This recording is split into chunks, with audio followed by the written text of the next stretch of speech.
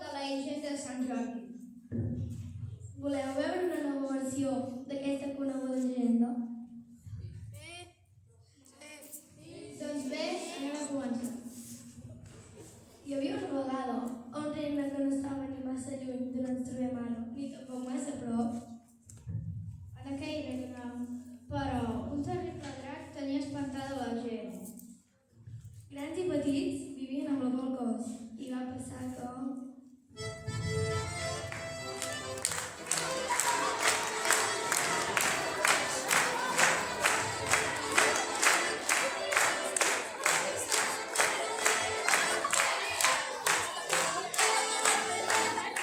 Som el drac de la muntanya, tinc molta gana i aquest any el meu menú vull canviar.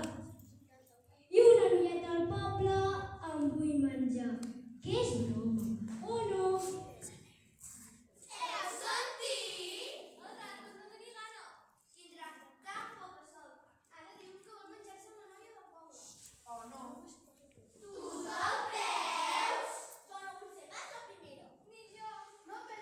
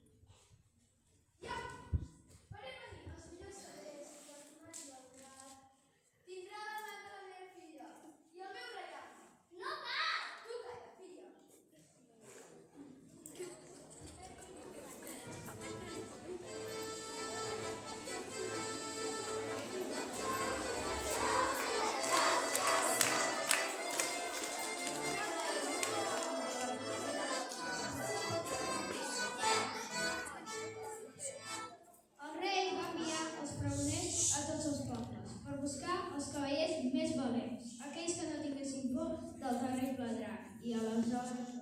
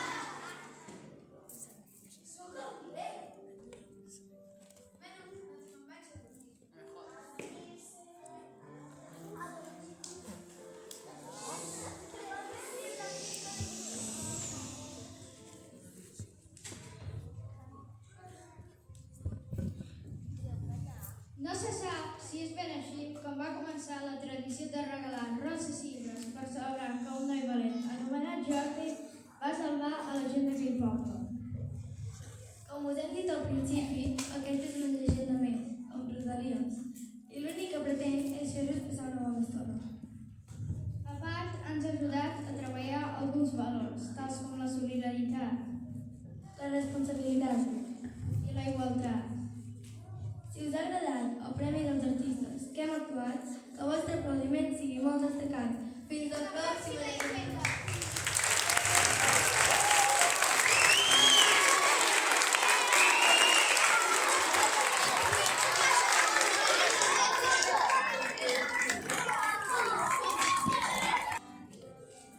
Uns segles més tard, malalt de Covid, enllitat i avorrit, Sant Jordi intentava imaginar formes en l'estucat pistatxo verd del sostre. La veu del drac, company de pis i de llegenda, el va interrompre. Quan et recuperis, et faré moltes abraçades. I el contorn d'una rosa va aparèixer al cel.